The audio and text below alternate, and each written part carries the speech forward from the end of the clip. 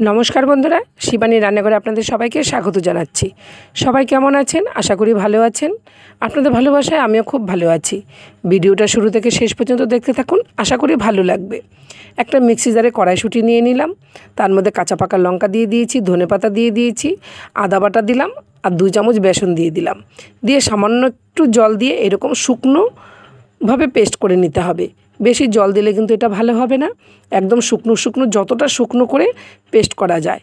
তারপরে স্বাদমতো লবণ দিয়ে আমি ভালো করে কড়াইশুঁটিটা মেখে নিলাম।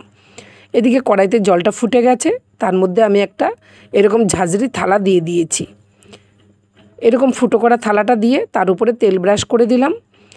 তারপরে কড়াইশুঁটির বড়াগুলো ভাপিয়ে নেব। দেখুন, থালার উপরে আমি এইভাবে কড়াইশুঁটির বড়াগুলো দিয়ে দিচ্ছি, দিয়ে আমি খুব সুন্দর করে ভাপিয়ে নেব। আপনারা যদি ভাপানোটা পছন্দ না করেন তাহলে একেবারে তেলে ভেজে নিতে পারেন, কিন্তু ভাপিয়ে নিলে এটা খুবই ভালো হয়। সমস্ত বড়াগুলো সাজানো হয়ে গেছে, কিছুক্ষণ ঢেকে দিয়েছি। দেখুন, বড়াগুলো যখন এইভাবে উঠে যাবে তখন কিন্তু ভাবতে হবে যে ভাপানো হয়ে গেছে, তারপরে নামিয়ে নিতে হবে। যদি দেখছেন যে বড়াগুলো উঠছে না, লেগে যাচ্ছে, তখন কিন্তু আরেকটু সময় নিয়ে ঢেকে দিতে হবে। এবার আমি সমস্ত বড়াগুলো নামিয়ে নিচ্ছি। দেখুন, একটা বড়া আমি হাত দিয়ে দেখাচ্ছি, খুব সুন্দরভাবে ভাপানো হয়ে গেছে, হাতে কিন্তু একদমই লেগে যাচ্ছে না।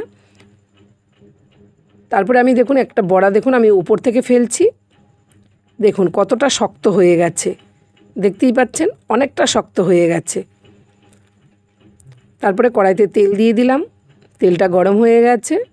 আমি বড়াগুলো একটু হালকা করে ভেজে নেব, তাহলে খেতে একটু স্বাদ হয়।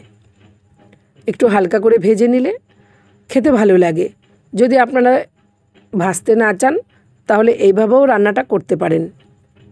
আমি সমস্ত বড়াগুলো এইভাবে হালকা করে ভেজে নিয়েছি। তারপরে আমি ওই তেলের মধ্যেই দিয়ে দেব শুকনো লঙ্কা, তেজপাতা, গোটা জিরে, ফোড়ন দিয়ে দিলাম। ফোড়নটা ভালোভাবে হয়ে আসলে কেটে রাখা আলুটা দিয়ে দেব। আলুটা দেখুন একদম লম্বা করে পাতলা করে কেটেছি, কারণ আমি এই আলুর সাথে একটু ঝিঙে দেব, সেই জন্য আমি আলুটা পাতলা করে কেটেছি। আলুটা ভাজা হয়ে গেলে একটু সাইড করে নিয়েছি। তার মধ্যে দিয়ে দিলাম আদা বাটা, লঙ্কা জিরে বাটা, তারপরে দিয়েছি কাশ্মীরি লঙ্কার গুঁড়ো, ধনে গুঁড়ো, সামান্য একটু জল দিয়ে দিলাম, একটু হলুদ গুঁড়ো দিয়ে দেব। দিয়ে মশলাটা আমি আলুর সাথে ভালোভাবে কষিয়ে নেব, তাহলে আলুটা খুব সুন্দর সেদ্ধ হয়ে যাবে, মশলাটাও দারুণ কষানো হয়ে যাবে। দেখুন তেলটা খুব সুন্দরভাবে আলাদা হয়ে গেছে। এবার আমি ঝিঙে আর টমেটোটা দিয়ে দিলাম, দিয়ে আবারও মশলার সাথে ভালোভাবে কষিয়ে নেব। ভালোভাবে কষিয়ে নিয়ে এবার ঢেকে দেব। ঝিঙে আর টমেটো থেকে যতটুকু পরিমাণে জল বেরোবে তাতেই আলু ঝিঙে সমস্ত সেদ্ধ হয়ে যাবে। এবার পরিমাণ মতো লবণ দিয়ে আবারও ভালো করে নেড়ে ঢেকে দেব। আলুটা প্রথমে দিয়েছি কারণ আলুটা হতে একটু সময় লাগে, আর ঝিঙেটা টমেটোটা সময় খুব কম লাগে, সেই জন্য ঝিঙে আর টমেটোটা সবার পরে দিয়েছি। এবার ঢাকনাটা তুলে দেখুন, ঝিঙে থেকে যতটুকু পরিমাণে জল বেরিয়েছে আলুটা কিন্তু দারুণভাবে সেদ্ধ হয়ে গেছে। কিছুক্ষণ নেড়ে চেড়ে দিলাম, তারপরে পরিমাণ মতো জল দিয়ে দিলাম। অবশ্যই গরম জল ব্যবহার করবেন, গরম জলটা দিলে গ্রেভির স্বাদ কিন্তু দারুণ হয় খেতে। তারপরে ভেজে রাখা ভাপিয়ে নেওয়া বড়াগুলো দিয়ে দিলাম। বড়াগুলো দিয়ে ভালো করে আবারও নেড়ে নেব। তারপরে দিয়ে দিচ্ছি গরম মশলা গুঁড়ো, আর দিয়ে দিলাম একটু মিশ্রি গুঁড়ো।